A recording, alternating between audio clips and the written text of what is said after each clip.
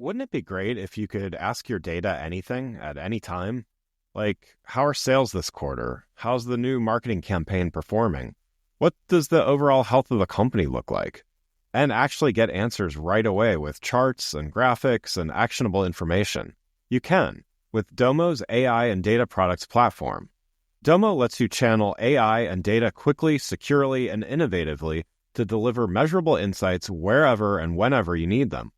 Anyone on your team can use Domo to easily prepare, analyze, visualize, automate, and distribute data, all amplified by AI. Domo goes beyond productivity. It's designed to transform your processes, helping you make smarter and faster decisions and drive real growth. All powered by Domo's trust, flexibility, and years of expertise in data and AI innovation. The world's best companies rely on Domo to make smarter decisions. See how Domo can help transform yours. Learn more at ai.domo.com. That's ai.domo.com. The Agile brand.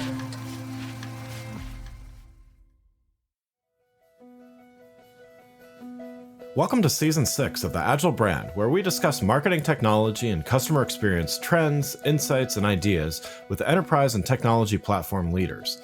We focus on the people, processes, data, and platforms that make brands successful, scalable, customer-focused, and sustainable. This is what makes an Agile brand. I'm your host, Greg Kihlstrom, advising Fortune 1000 brands on MarTech, marketing operations, and CX, best-selling author and speaker. The Agile Brand Podcast is brought to you by TechSystems, an industry leader in full-stack technology services, talent services, and real-world application. For more information, go to teksystems.com.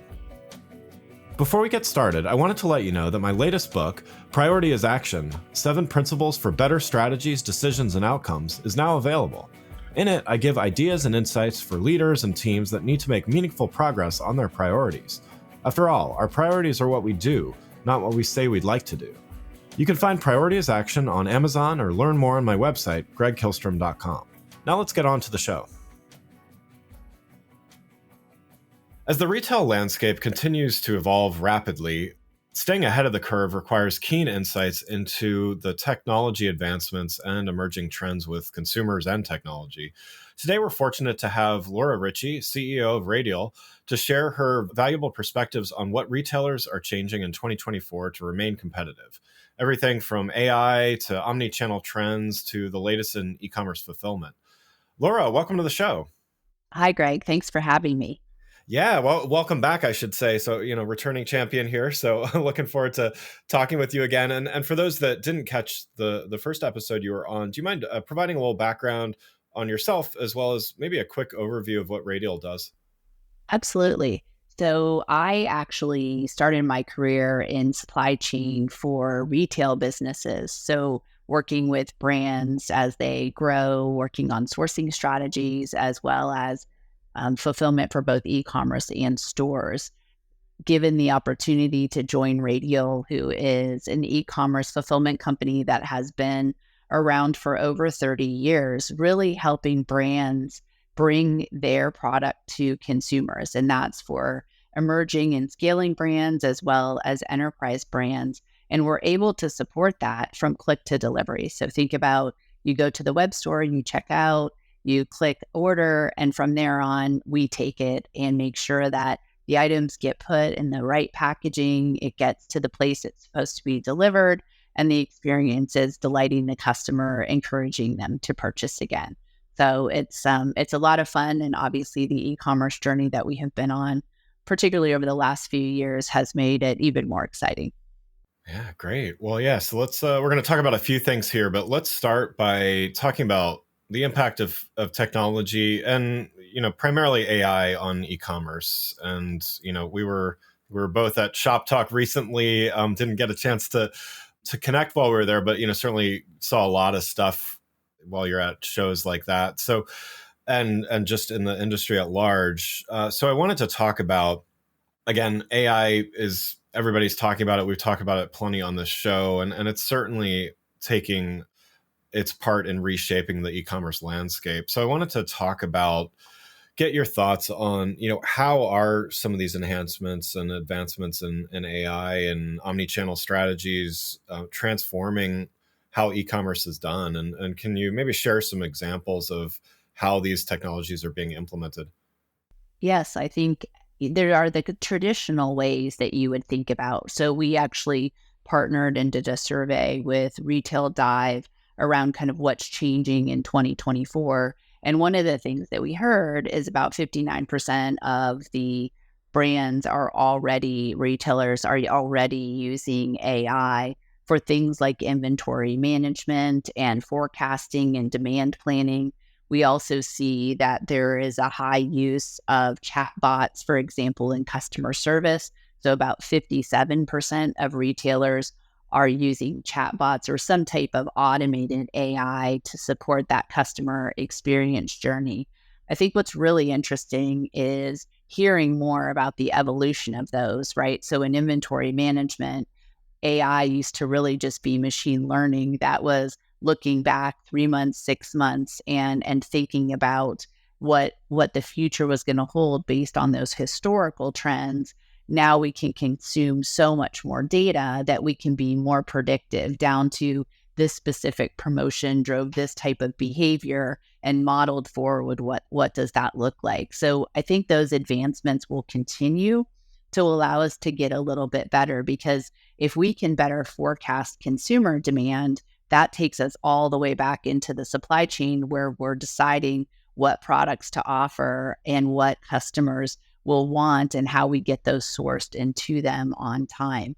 So that's, I think, a great evolution that we saw. Some of the newer areas that I think are just starting to get more traction are around offering that more personalized experience. So as you're on the web store, we've always had algorithms that try to direct your journey, but they can become even more informed because they're learning off of a vast number of customers' behavior. And those recommendations can be much more specific.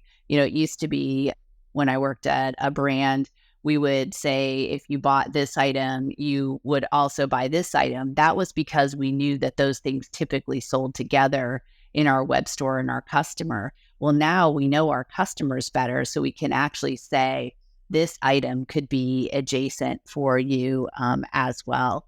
I think the other thing that we're really thinking about, particularly in the 3PL space, is how we can use this to even drive more employee engagement. So we're beginning a pilot with using AI to get real-time feedback about how we can make our associate experience better, how we can improve how we service our clients in our building. So I'm really excited about the possibilities to be able to harness more information and be more responsive to our people and our clients, typical with what retailers are doing with their customers as well. Yeah. And so, I think there was probably a lot in what you just mentioned that Radial does play a role in, but I wonder if you could just kind of tease apart what role does Radial play in what you just described, and helping retailers kind of navigate these changes. If you think about it, so we are holding the inventory for those brands and retailers.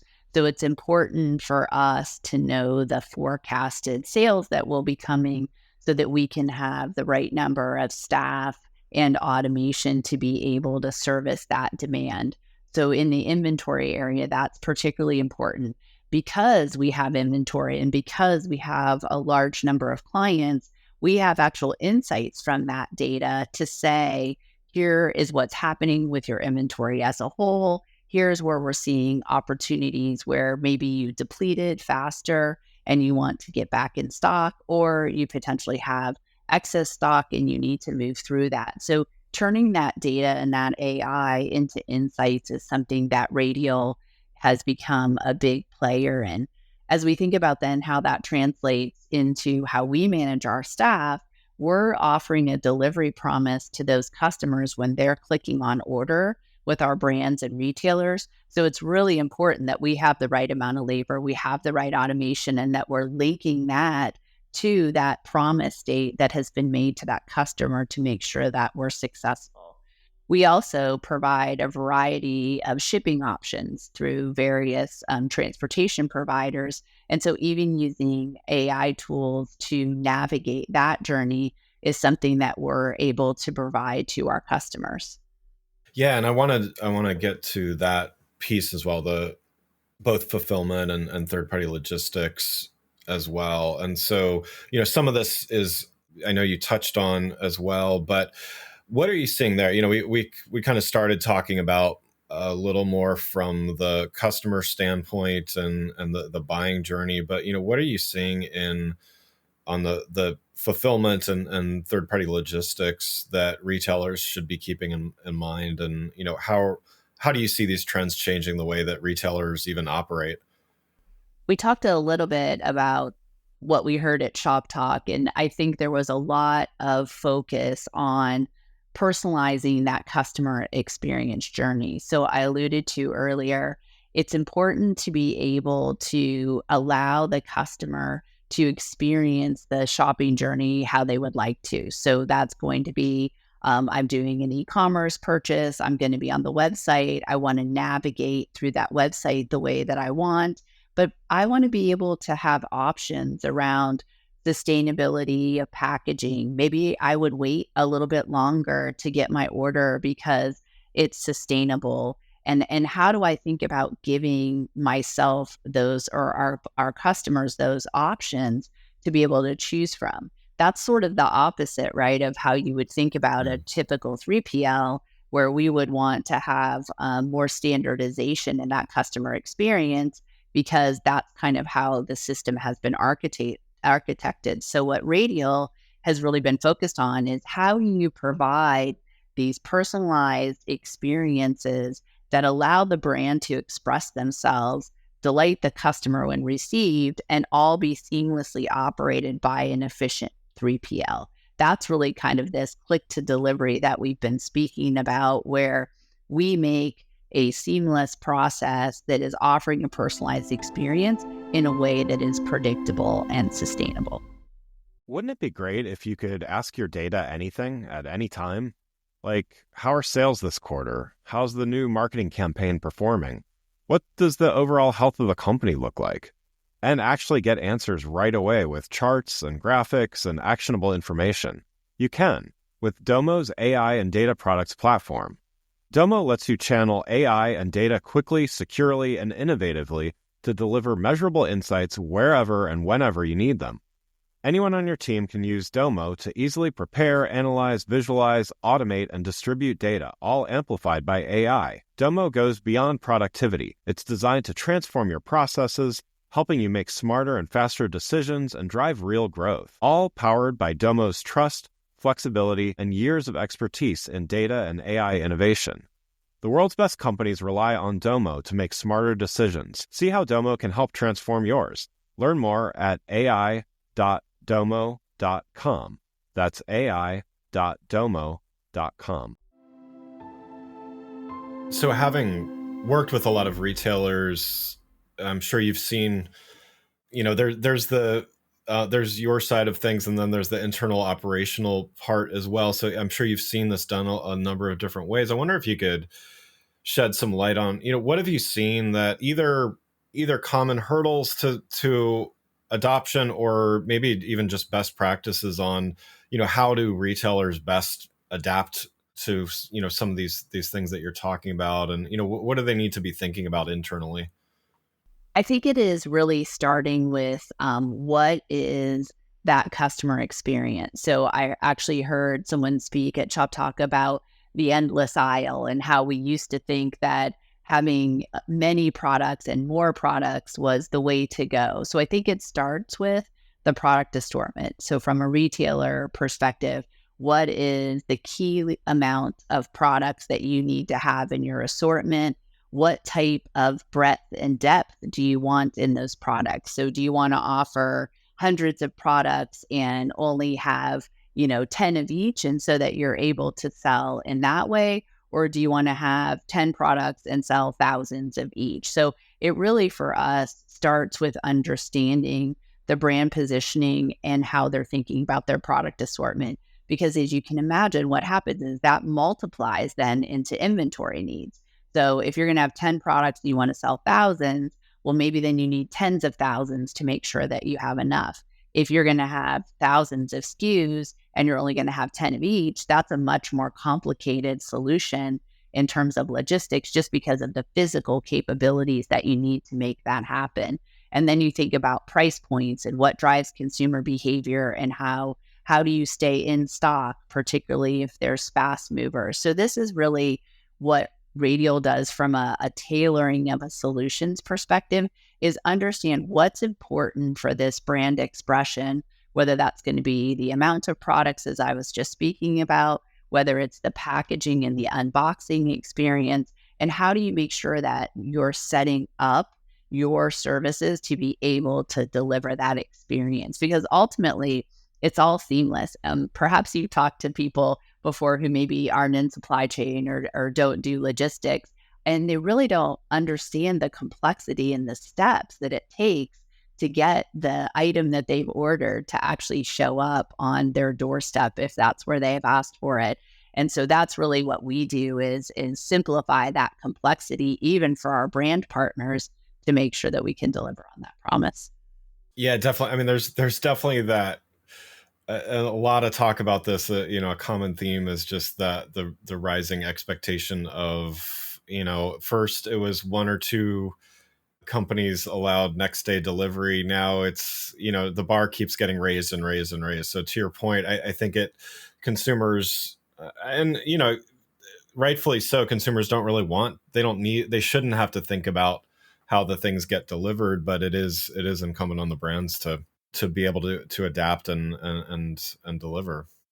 Last thing I wanted to talk about with you, wouldn't it be easy if there was just the same amount of platforms and we could just optimize those? But lo and behold, there's emerging platforms, and consumers have different preferences for different things, and potentially even different generations or audience segments preferring different ones. So one of those, TikTok Shop, an emerging platform for social commerce, definitely, creating some new opportunities for brands to engage with their consumers. So wanted to talk about that, and if there's others in mind as well. But with growing importance of these emerging platforms in retail, how do brands best take advantage of these opportunities to reach and engage either their existing audience or potentially new audiences?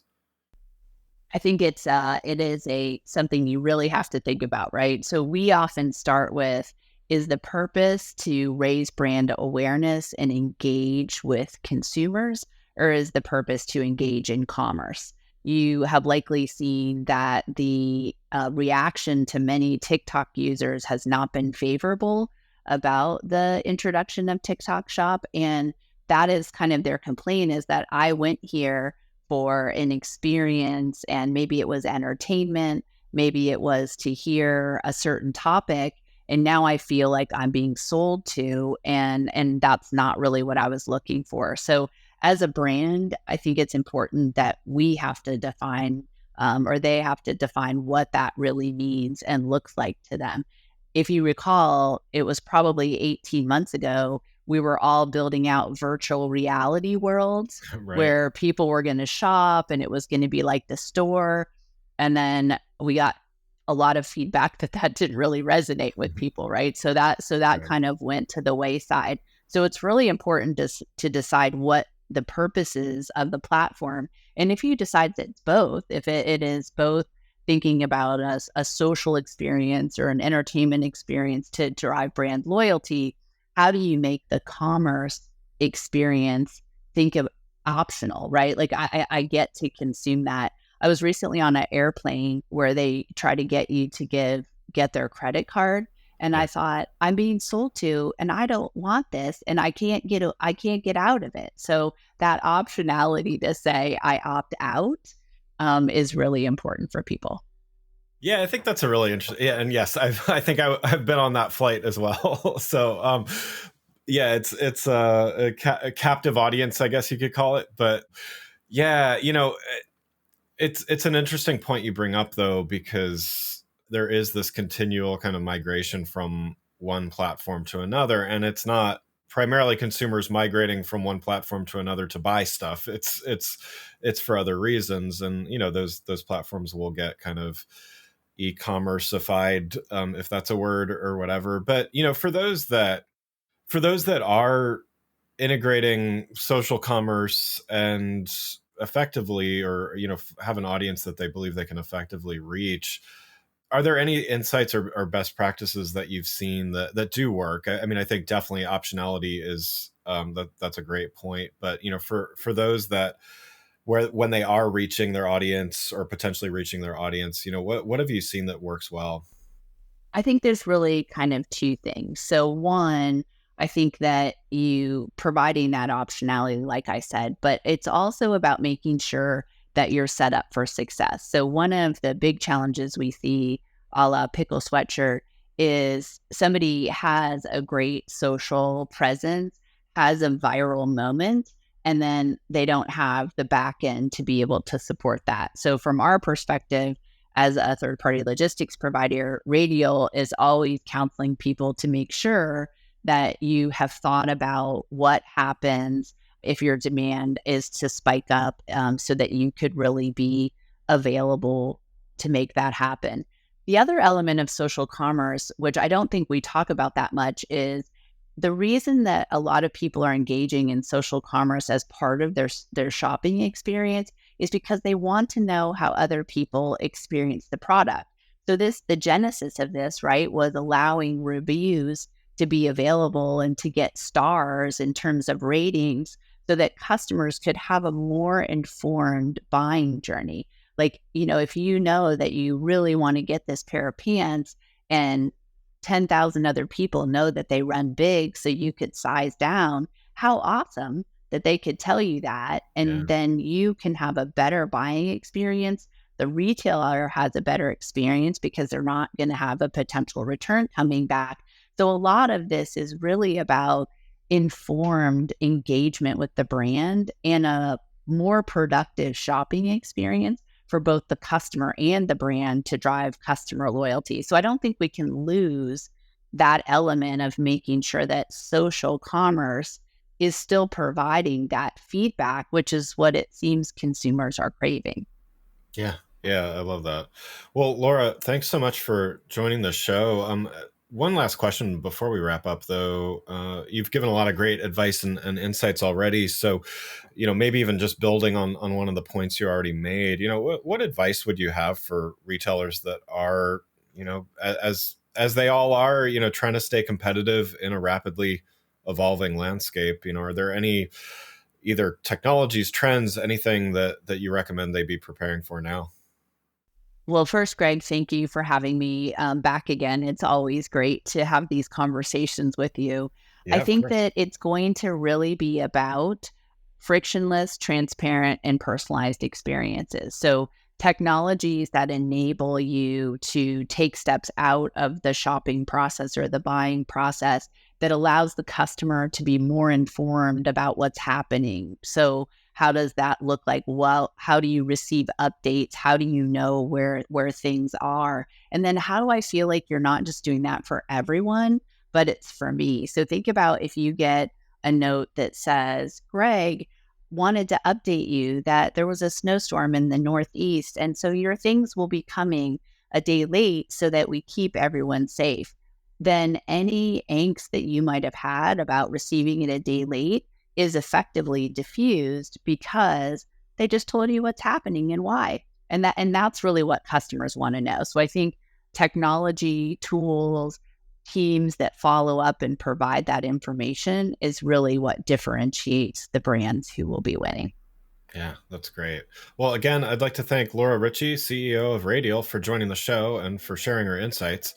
For more information on Laura and Radial, please follow the links in the show notes. Thanks again for listening to The Agile Brand, brought to you by Tech Systems. If you enjoyed the show, please take a minute to subscribe and leave us a rating so that others can find the show more easily. You can access more episodes of the show at www.gregkillstrom.com.